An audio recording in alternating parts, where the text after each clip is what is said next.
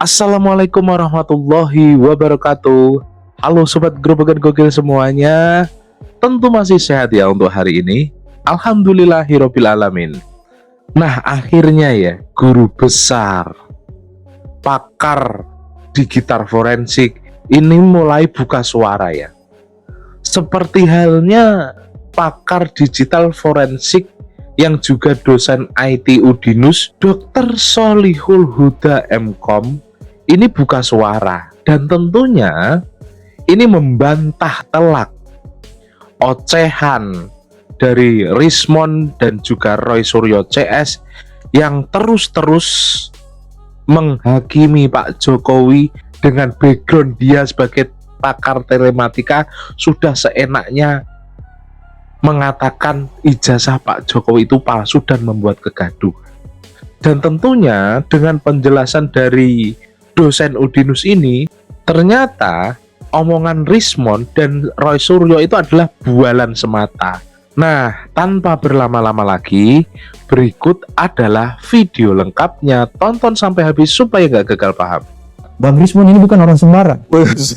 Terlihat. Kenapa saya bilang bukan orang sembarang? Karena pakar forensik IT ya. Iya bang. Nah, ini kan artinya memang apa yang Bung Rismond katakan itu tidak bisa dipandang sebagai omon-omon. Ketika ditunjukkan oleh Dekan Fakultas Kehutanan UGM, Dr. Sigit Sunarta, Ya. di samping ijazah ditunjukkan, terus skripsinya dibukakan lembar pengesahannya itu. Terus saya intip, saya uji frame demi frame, ya. Terus saya lakukan pengujian pencocokan string dan font identification, dan itu adalah Times New Roman yang belum ada pada tahun 1985. Makanya saya katakan confirm ini 100 miliar % palsu.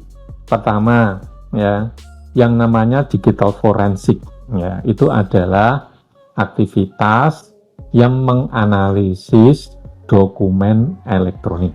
Bagaimana hubungannya dengan kemarin yang baru rame-rame tentang analisis digital forensik yang katanya ijazahnya diduga palsu?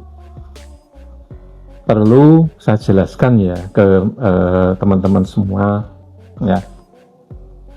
Kalau sebuah ijazah, misalkan kita dapat dokumen elektronik, bahkan kita dapat foto sebuah ijazah, gitu ya, foto sebuah ijazah yang diupload di sosmed, kemudian kita download, kita uji forensik, ya nanti hasilnya hanya mengatakan ini orisinil, dihasilkan oleh kamera jenis ini dan lain sebagainya. Hanya itu aja.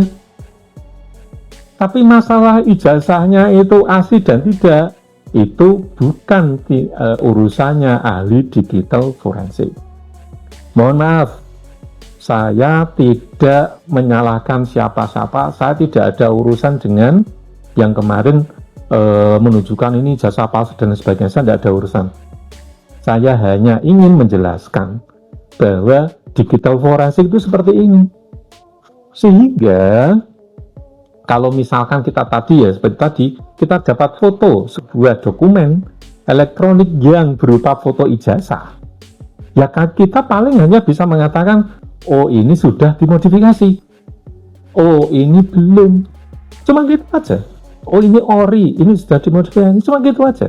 Tapi kalau misalkan nanti dari forensik mengatakan bahwa ini sudah diedit menggunakan software ini, berhenti, jangan diteruskan. Kenapa? Karena kalau data yang Anda pakai aja sudah tidak orisinil secara forensik, itu mesti secara hukum kemana-mana tidak bakal berlaku. Percaya sama saya itu sudah jadi saksi ahli di pengadilan negeri sering, di pengadilan tinggi sering, di tingkat kasasi juga sering. Ya saya bukan sombong, tapi ini portofolio saya. Sehingga apa? Sehingga saya sudah pengalaman, kalau hasilnya digital forensik kok bilangnya ini sudah diedit, ya selesai, nggak usah dilanjutkan. Sehingga nanti ketika data foto tadi Anda dicek forensik kok oke, betul, asli, Anda bawa ke sana. Sehingga nanti di sana dicek. Kalau perguruan tinggi itu dicek dan ternyata betul, ya sudah selesai. Artinya apa? Ya artinya ijazahnya memang asli. Gitu. Jadi yang mengatakan asli dan tidak di sini sebetulnya adalah pihak yang mengeluarkan ijazah. Kita tidak bisa loh, misalkan begini ya, misalkan saya lulusan dari Udinus misalkan, terus ada ijazah saya yang beredar, orang-orang meragukan saya misalkan, itu tidak bisa. Foto ijazah yang saya peroleh, terus Anda cross-check-kan dengan mahasiswa yang dulu mungkin seangkatan saya, terus disamakan, nggak bisa. Itu nanti kalau di forensik loh, kemudian di compare, pasti hasilnya beda. Artinya apa? Kalau yang milik teman saya dianggap asli, ya milik saya pasti dianggap palsu menurut forensik, karena dianggap tidak sama. Sehingga seperti itu tidak bisa, tidak boleh begitu. Jadi kalau misalkan ada curiga, ya silakan datang ke perguruan tinggi. Nanti biar perguruan tinggi tersebut yang mengatakan, oh ini asli dan tidak. Ya, terus saya lakukan pengujian pencocokan string dan font identification, dan itu adalah Times New Roman yang belum ada pada tahun 1985. Makanya saya katakan confirm ini 100 miliar % palsu. Zamannya Pak Jokowi lulus itu Times New Roman itu belum ada. Times New Roman itu mulai dipakai itu di tahun 1990-an ke atas. Sekarang gini ya, kan ada yang namanya googling aja. Times New Roman pertama kali itu ada itu untuk dirancang itu di tahun 1931. Koreksi kalau aku salah ya, di 1931, dan mulai dipublikasi itu di tahun 1932, dipakai di beberapa media cetak. Dan untuk sebar luasnya itu mulai dipakai di dunia percetakan itu di akhir tahun 1970-an hingga 1980-an mulai itu, dan masuk ke Microsoft itu di tahun 1983. Pak Jokowi lulus 1985. Gimana? Coba ada yang menyangka lagi? Oke, kalau misalkan ada yang nyangka lagi, segala sejenis sanggahan dan menganggap ijazah Pak Jokowi itu palsu, pasti bakal ada jawabannya. Oke, nanti komenannya jangan bilang Ternak Mulyono. Saya nggak kenal si Mulyono itu siapa. Yang saya tahu itu Bapak Jokowi. Dan kalau menurut saya itu asli ya asli, bukan soal perihal ternak.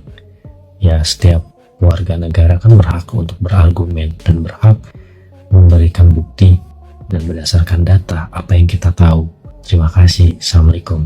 Dari mana asalnya fitnah dari abah turun ke anaknya? Dari mana awal kebodohan itu disebarkan oleh anak-anak abah?